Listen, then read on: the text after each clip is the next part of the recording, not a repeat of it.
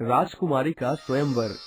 मायापुर नगर में आज खुशियों का माहौल छाया हुआ था, क्योंकि आज वहाँ की राजकुमारी अपना 18वां जन्मदिन मना रही थी, जिस वजह से राजा उदय सिंह काफी खुश नजर आ रहे थे।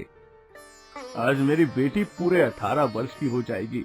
पूरे नगर में उत्सव मनाओ, पूरे नगर को दुल्हन की तरह सजाओ। सबको पता लगना चाहिए कि आज मेरी बेटी का जन्मदिन है। उदय सिंह आज बहुत ही खुश थे, क्योंकि उनकी इकलौती बेटी ऐश्वर्या उन्हें जान से भी ज्यादा प्यारी थी, और इसी अवसर पर उन्होंने इसे एक बहुत ही कीमती हार भी दिया हुआ था। बेटी, ये पूरी दुनिया का सबसे महंगा हार है। ऐसा हार यहाँ कहीं दूसरा नहीं है। पिताजी, आपने इतना महंगा हार क्यों लिया? अरे मेरी एक ही तो बेटी है, उसके लिए भी क्या महंगा और क्या सस्ता। ये सुनकर ऐश्वर्या बहुत ही खुश हो जाती है, पर अब राजा को उसकी शादी की भी चिंता सताने लगी थी। वो चाहते थे कि उसके लिए योग्य वर मिले, जो राजकुमारी के साथ इस राज्य को भी संभाल सके। और इसी सिलसिले में उन्होंने राजकुमारी से कहा, राजकुमारी, क्या आपकी नजर में कोई राजकुमार है? हम चाहते हैं अब आपकी शादी कर दी जाए, क्योंकि अब हम भी बूढ़े हो रहे हैं भाई, तो अब हमसे ये राजपाट संभाला नहीं जाता। नहीं पिताजी, हमारी नजर में तो कोई राजकुमार नहीं है, क्योंकि हमने कभी भी आपकी मर्यादा का उल्लंघन नहीं किया। आप जिससे चाहेंगे हम उन्हीं से शादी करेंगे। ये तो बहुत अच्छी बात है। तुमने तो मेरा सर गर्व से ऊपर कर दिया। पर फिर भी मैं चाहता हूँ तुम्हारी शादी ऐसे राजकुमार से हो जो इस राज्य को भी संभाल सके और तुम्हें भी खुश रख सके। इसके बाद उन्होंने कई सारी बातें अपनी बेटी से की, और फिर वो अपने सेनापति के पास आ गए और उससे कहा, सुनो सेनापति, आसपास के नगरों में ऐलान कर दो कि हम अपनी बेटी का स्वयंवर करेंगे। राजकुमारी जिसे पसंद करेगी उसी को हम अपना दामाद बनाएंगे। पर राजा जी, पसंद क्या हमें सही राजकुमार का चुनाव करवा पाएगी? क्यों? जिसे मेरी बेटी पसंद करेगी वो बहादुर होगा, उसमें हर खूबी होगी। जरूरी नहीं है महाराज, आप ऐसा कीजिए, स्वयंवर में प्रतियोगिता का आयोजन कीजिए। जो उस प्रतियोगिता को जीतेगा वही आपका दामाद होगा। ये सुनकर उदय सिंह बहुत ही खुश हुआ, और उसने एक प्रतियोगिता का भी आयोजन करवाया और पूरे राज्य में घोषित कर दिया, जो कोई भी इस स्वयंवर में भाग लेगा वो इस प्रतियोगिता में भी भाग लेगा, तभी वो मेरी बेटी से विवाह कर पाएगा, और जो मेरी बेटी से विवाह करेगा उसे राज्यपाट सब कुछ मिलेगा, और जिसने इस प्रतियोगिता को जीत नहीं पाया वो हमारे राज्य के साथ हाथ मिला लेगा। सब तरफ ये घोषणा फैल गई। दूर दूर राज्यों से राजकुमार आने लगे, क्योंकि राजकुमारी के बारे में उन्होंने काफी सुना था। सभी राजकुमारी से शादी करना चाहते थे। सभी ने सोचा था कि प्रतियोगिता ज्यादा कठिन नहीं होगी, क्योंकि किसी को भी अभी तक प्रतियोगिता के बारे में कुछ भी नहीं पता था। सभी राजकुमारों का स्वागत किया गया। फिर पहले उन्हें पकवान खिलाए गए। इसके बाद राजा ने सभी राजकुमारों से कहा, वैसे तो ये स्वयंवर है, पर मैं अपनी बेटी के लिए उचित राजकुमार ढूंढना चाहता हूँ।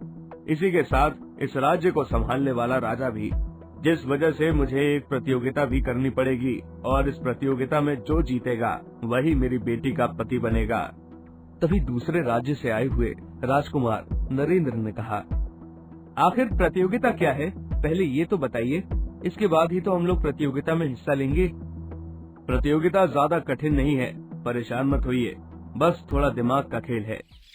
इसके बाद उन्होंने वहाँ पर एक शेर रखा, एक हाथी रखा, इसी के साथ एक खरगोश भी रखा, और फिर राजा ने कहा, जो कोई भी इन तीनों को हरा पाएगा वही मेरी बेटी का पति बनेगा। हाथी और शेर को देखकर काफी लोग हैरान हुए, पर जब उन्होंने खरगोश को देखा तो वो हंसने लगे। अरे ये खरगोश, इसे तो हम लोग एक झटके में हरा देंगे। इसे मामूली खरगोश समझने की भूल मत कीजिएगा, ये शेर और हाथी से भी ज्यादा खतरनाक है। अरे ये खरगोश हमारा क्या बिगाड़ पाएगा? शेर और हाथी एक बार खतरनाक हो सकते हैं, पर ये तो बिल्कुल भी नहीं। वहीं राजकुमारी की नजर एक राजकुमार पर जाकर अटक जाती है। वो उसे इस तरह देख रही थी मानो जैसे वो उन्हें काफी पसंद आ गया हो, और उन्होंने अपने मन में ही कहा, हे ईश्वर, अगर मैंने आपकी पूजा पूरी श्रद्धा से की हो तो यही मेरा वर हो, क्योंकि ये कितना सुंदर है, बिल्कुल मेरे सपनों के राजकुमार जैसा। वहीं उस राजकुमार का नाम था भानु सिंह। वो उदयपुर का राजकुमार था। प्रतियोगिता शुरू की गई। एक एक करके सभी राजकुमार आने लगे। किसी ने शेर को हरा दिया तो कोई हाथी में सफल हो गया, किसी ने दोनों को हरा दिया, पर खरगोश में सभी विफल हो गए। ये देखकर सभी राजकुमार काफी हैरान थे। अरे जिसे हम कमजोर समझ रहे थे वो तो बड़ा ही शक्तिशाली है। हाथी और शेर को हराना आसान है, पर इस खरगोश को कैसे हराया जाए? तभी वहाँ पर भानु सिंह आता है। भानु सिंह को देखकर सभी हंसने लगते हैं, क्योंकि वो देखने में बहुत ही कोमल शरीर का लग रहा था। ऐसा लग रहा था मानो अभी तक उसने कोई भी लड़ाई ही न लड़ी हो और हमेशा ऐशो आराम से रहा हो। उसे देखकर राजकुमार ने हंसी उड़ाते हुए कहा, अरे देखो देखो, अब ये लड़ाई करेंगे। ये तो हाथी को ही हरा दे तो वो भी बहुत होगा।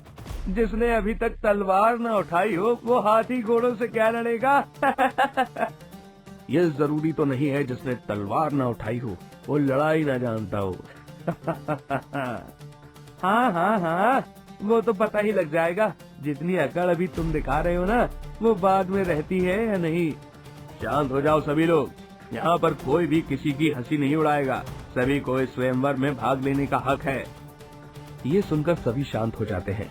इसके बाद भानु सिंह अखाड़े में आ जाता है और वो हाथी और शेर को आसानी से हरा देता है, जिसे देखकर सभी बहुत ही हैरान हो जाते हैं। वहीं ऐश्वर्या बहुत ही खुश हो जाती है। वहीं अब खरगोश की बारी थी। जैसे ही खरगोश की बारी आती है तो भानु सिंह मुस्कुराते हुए खरगोश की तरफ देखने लगते हैं। ये देखकर सभी बड़े ही हैरान होते हैं। अरे ये इस तरह मुस्कुरा क्यों रहा है? क्या चक्कर है? लगता है राजकुमार पागल हो गया है। इतने खतरनाक खरगोश के सामने हंस रहा है। वहीं भानु सिंह घुटनों के बल बैठ जाता है और वो अपनी जेब से एक गाजर निकालता है और खरगोश की तरफ गाजर को दिखा देता है। गाजर देखकर मानो खरगोश की आंखों में अलग ही चमक आ जाती है और वो भागता हुआ उस गाजर की तरफ आ जाता है और गाजर लेकर खाने लगता है। जैसे ही वो गाजर खाने लगता है वैसे ही भानु सिंह उसकी गर्दन पकड़कर उसे बंदी बना लेते हैं, जिसे देखकर सभी बड़े हैरान हो जाते हैं, क्योंकि किसी ने भी ये नहीं सोचा था कि इस तरह भी खरगोश को हराया जा सकता है। इस पर नरेंद्र राजकुमार कहता है, ये तो बेईमानी है, तुमने इसे लालच दिया है। तो क्या हुआ? हर जगह शक्ति काम नहीं करती, कहीं कहीं पर बुद्धि भी लगानी पड़ती है राजकुमार। ये सुनकर ऐश्वर्या बहुत ही खुश हुई। फिर राजा ने भानु सिंह के साथ अपनी बेटी ऐश्वर्या की शादी करा दी और खुशी खुशी अपना राज्य भी भानु सिंह को सौंप दिया। वहीं जितने भी राजकुमार ने भाग लिया था उन सब ने मायापुर राज्य से हाथ मिला लिया, क्योंकि वो इसके लिए बाध्य थे। अब मायापुर का नया राजा भानु सिंह था।